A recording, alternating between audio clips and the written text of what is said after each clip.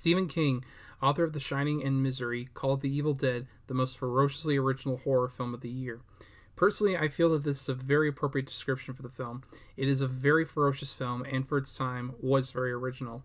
While there had been plenty of movies about young people stranded in the woods and movies about people becoming possessed by demonic forces, there had never been a movie that combined the two together. As anybody who knows me well enough will tell you, The Evil Dead is my all-time favorite horror film.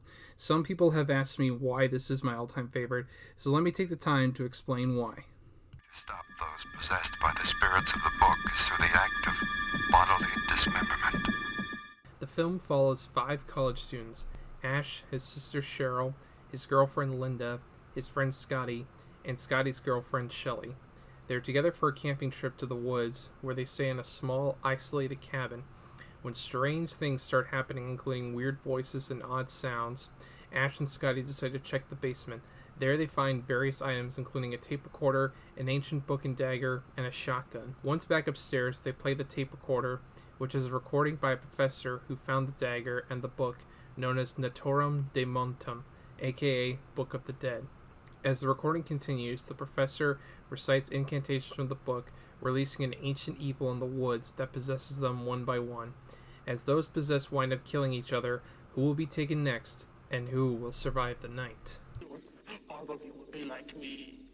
And then who will lock you up in the cellar?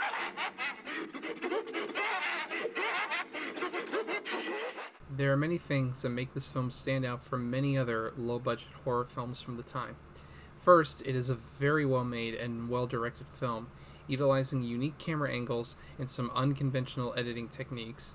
This is the directorial debut of Sam Raimi, who would later helm the original Spider-Man trilogy from 2002 to 2007. You can definitely see his style in the movie from the various camera angles and tricks used throughout the movie. For instance, the second half is mostly shot at Dutch angles to give a sense of unease and suspense throughout. Also, there are the famous POV shots, done by mounting a camera on a 2x4 and running through the woods. What also makes the movie work is its mix of suspense and atmosphere, and insanely graphic violence and gore. It can be a tricky thing to balance the suspense and tension with the buckets of blood and guts. Oftentimes it can lead to tonal clashes with your film, but in this one, it works. The suspense and atmosphere complements the blood and guts, similar to what John Carpenter would later do with The Thing. Of course, the movie does have its flaws, but they don't ruin the film for me because of my love. Plus, I feel like some of its flaws help lend to its charm, given the tough filming conditions throughout. For instance, a lot of the acting is questionable, not as bad, for instance, as something like Cabin Fever. There, everyone just acts like complete asshats with no personality, while here, the characters are much more likable. Also, you can definitely see the low-budget production on the screen, even if you didn't realize it. Things like how cast members change every so often, how the cast is clearly getting cut up and bruised and beat up because they did their own stunts and didn't have any safety protocols, and how Bruce Campbell tends to age between shots, going from a baby face to looking more defined, and how we know him today.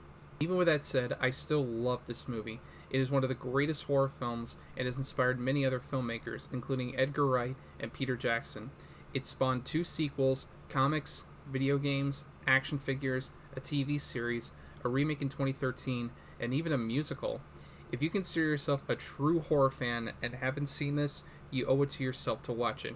If you dismiss this film as being nothing more than yucky trash, give it another chance and recognize it for how it started careers and how they put a lot of time and energy into making this. I'll go to hell. I'm not honking at you.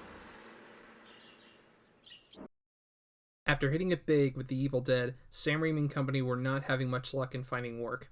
In 1985, Raimi, his producing partner Rob Tapert, and co-producer/star Bruce Campbell teamed up to make the film Crime Wave. Written by the Coen brothers, famous for Raising Arizona, Fargo, and Miller's Crossing, the film, unfortunately, was a disaster. Between issues with the producers to difficulty with cast members, the film, as Bruce Campbell described, wasn't released, it escaped. Needing a hit, Raimi and company decided to return to the cabin for the 1987 follow-up, Evil Dead 2.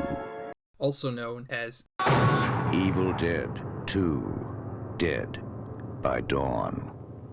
Following the first film, Ash is stuck at the cabin with no escape, and the demonic force is psychologically torturing him. Meanwhile, a young woman named Annie, Sarah Berry, meets up with her partner Ed, Richard Damier. Anne is the daughter of Professor Noby, who originally found the Book of the Dead. The two decide to go to the cabin after not hearing from her father in some time. With the help of local rednecks Jake, Dan Hicks, and Bobby Joe, Casey Wesley, they get to the cabin only to find Ash, who just cut off his hand and accidentally shot Bobby Joe. Being trapped in the cabin with a witch in the cellar, it's up to our heroes to survive the night.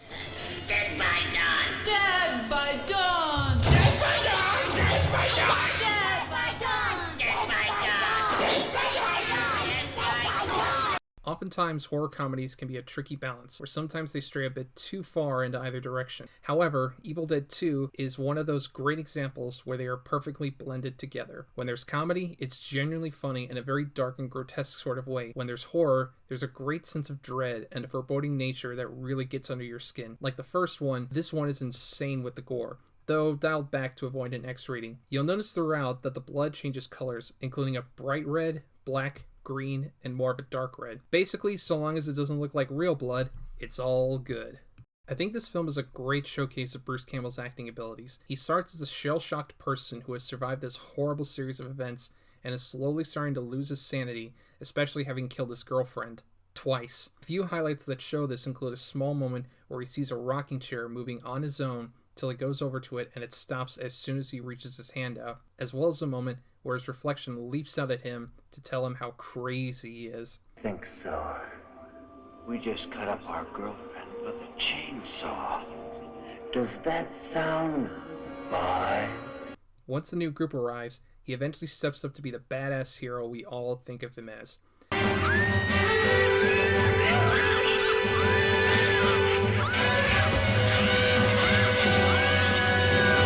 Although I'd like to give a mention to Sarah Berry as Annie, who's easily the best actor after Campbell. To sum it up, I really enjoy this film. As I said, the first one will always hold a special place in my heart. Even still, this one is a solid recommendation for me. This one has achieved major cult status like the first one, and is even considered the best of the trilogy. Even curmudgeonly old Roger Ebert gave it 3 stars, saying that it is a comedy disguised as a blood-soaked shockorama. It looks superficially like a routine horror movie, a vomitorium designed to separate the callow teenagers from their lunch. But look a little closer and you'll realize that the movie is a fairly sophisticated satire. If that does not sell you on the film, I don't know what will.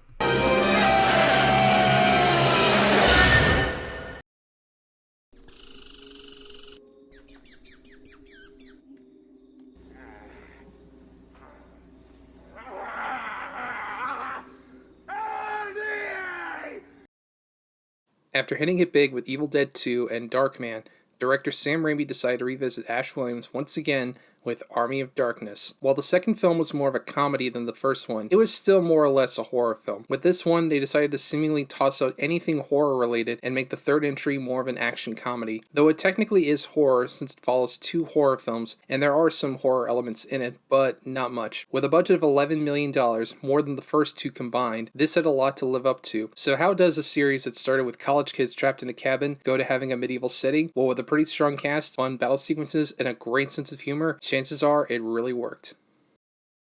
Picking up from where the last film left off, our lovable smartass hero Ash is now stuck in the past. Unfortunately, he's gridded with hostility and fear as he's taken prisoner by King Arthur and his men. After surviving a battle between 2 deadites with his chainsaw, Ash manages to climb out and punch out the king. Now having proved himself, Ash must embark on a quest to reclaim the Necronomicon to stop the evil forces. Ash reluctantly sets off in the hopes of this leading to him going back to his own time. Along the way, he meets his evil twin, who he kills, eviscerates, and buries, but not before being warned. Once he gets the book, Ash ends up accidentally releasing an army of the dead. Now led by Ash's undead evil twin, the army is after the book and will kill anyone in their way.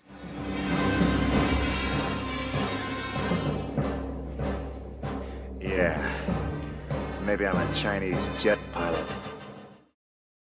Given its fairly large budget, you can definitely see the money on the screen. From the immense sets to all the creatures and effects, this is a much larger scope than the previous films. It reminds me of Monty Python the Holy Grail with its grand setting, sets, and costumes, but more comedic. That said, I feel like the bigger budget and larger production also hurts the film in terms of the style. It lacks the gritty and creepy feeling that the first two films had, and it feels a bit too polished. This one does feel more like a big budget studio picture, but for what it is, it's still better than others. Also, there are times where the comedy tends to clash with some of the more serious moments, to where the movie has a bit of a tone problem.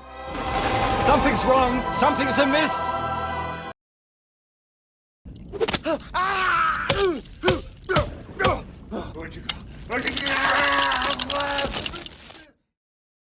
All that being said, I still really enjoy this film. It's funny, it's exciting, it's got some great special effects and action sequences, it's fully aware of itself, and it features Bruce Campbell at his most badass. While the film did make a profit, it made $21.5 million against its $11 million budget. It wasn't as big of a hit as they were hoping, and it didn't get as warm of a response from critics as the last one did. Now, there's a lot wrong with Army of Darkness. The special effects, as you could see, are great, but there isn't a single interesting human being in the film. There's also very little wit, and this surprised me, no real love interest. Even still, the movie has gone on to become a major cult hit, and is also quite possibly one of the most quotable movies ever. This is my boomstick! Yo, she-bitch. Let's go. Give me some sugar, baby. Good. Bad. I'm the guy with the gun. Hail to the king, baby. It's